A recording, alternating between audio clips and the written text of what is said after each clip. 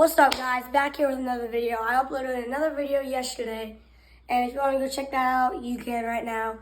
So what we're going to look at today is... On what channel? On Beth Smith and also Shane Conklin. Beth Smith does like artwork and stuff like that, teaches you about paintbrushes. You gotta go check that out. And Shane Conklin, he does mechanic work like this stuff. So what we're gonna learn today is like how the motor works in a Volvo, or like just show you details about it. So a Volvo is like it's a Swedish company made in Sweden. But it's technically... And what kind of motor is this? How many cylinders is this motor? 4. And what makes this motor different from, say, a regular Chevrolet motor? So what makes it different is, like, as you can see here, this is computer number 1, computer number 3, computer number 2.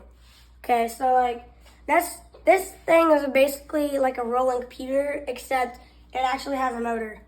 And not like the fancy-wancy Tesla stuff. And where does this motor get the horsepower from?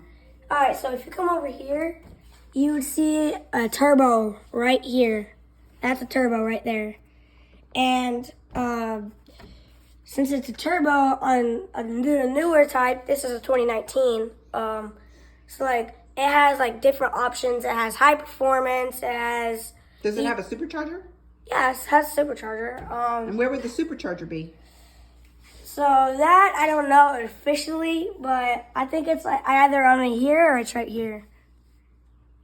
But so like it has like off-road, high performance, eco, and cruise. So that's like 5 different settings on a little Volvo. So does it have adjustable suspension? Yeah, it does actually. So if it goes on off-road, right here, there's a hydraulic hose right here. That's why there's so many computers. And there's computers on both sides, so like control, like if you put it on high performance, it'll lower it, like literally lower it.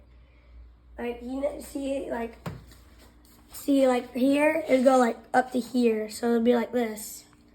And if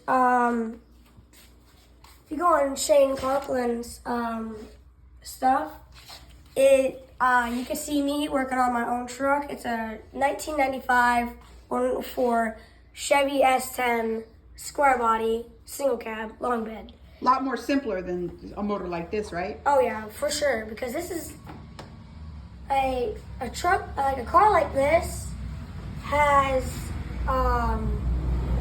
like all kinds of computers, like high-tech stuff that we don't have in American made. Like Mustang. You could hook up a computer reader to this, right, and get a diagnostic on it? Oh yeah, come on. If you come over here, if you open the door, right here is something called a CPU. And what the CPU does is you hook like a computer reader up to it. So like, let's say if you turn it on and it has like let's say if this button's stuck right there and this is stuck right here, like if your hood's not popped open and you like slam Look, it's telling us that our hood is open. Do not drive. Yeah. And this is high-tech stuff. And like American-made stuff. I guess you gotta tell you gotta put a sign up to tell somebody not to drive down the road with their hood yeah. In American-made, some vehicles like the Ford Mustang, like the newer ones, the electric, they have the same thing as this.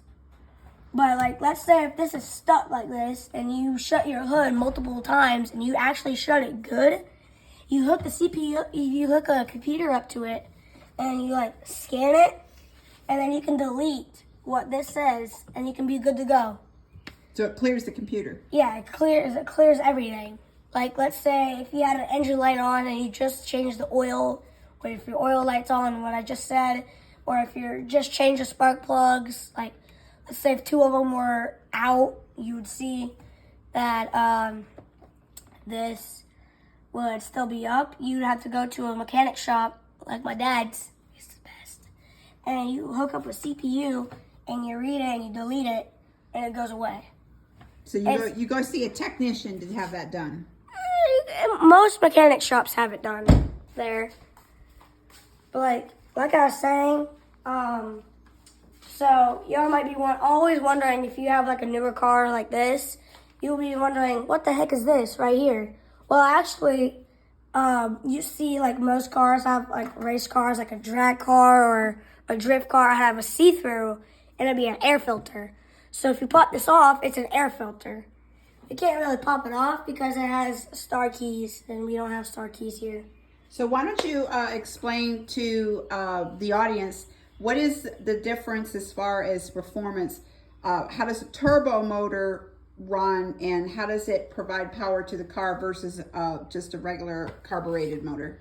Okay, so if a regular carbureted motor so for an example like Chevy Camaro SS, it would have a carburetor right here. But this car doesn't run off carburetor. Nuh-uh. It runs off a turbo, or it runs off of a supercharger or just a regular cruising motor. So like how does it do that, you're wondering? Well, actually, there's so much wires in here that it all hooks up to the, if you come right here, you would see that there's something connected to this, and like right here, right there. And you may be wondering, where does that go to? Well, actually, you need an air filter for that to be able to run. Because if you don't have an air filter, well, it's going to eventually go so fast, it's going to suck in a lot of dirt, and it's going to eventually blow up after years of going. So basically the turbo motor works off hot air from the exhaust, right? Yes, actually. So like if you see like stupid people on YouTube videos like revving their dirt bikes all the way up until their exhaust gets really, really hot and eventually falls off, this car is so high tech that doesn't do that.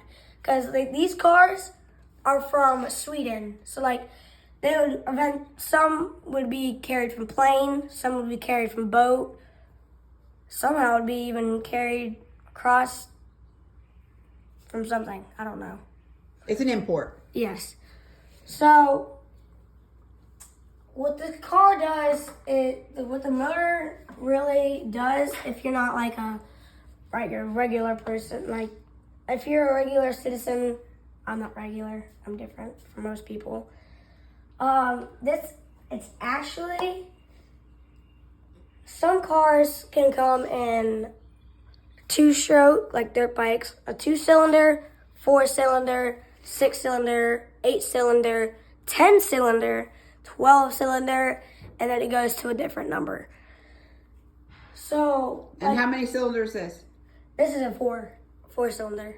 So here's a question for the audience that I'm wondering. I had a mechanic tell me one time for a turbo motor to not shut it off right away as soon as you put it into park, to let the turbo motor wind down for like a minute or less, and you'll get a longer life out of your turbo motor. So those of you who have turbo motors, if you agree with that statement or if you disagree, please comment below and let us know, is that an accurate statement on a turbo motor? Because this is the first one that Noah's Gammy has had, and I want to make that puppy last, because they're expensive, aren't they, Noah? Yes, they are very expensive. Very expensive to have and work on. So that's probably about it today. How update probably maybe every summer if possible, if we can. So if y'all watching, make sure you like, subscribe, and comment down below. Bye.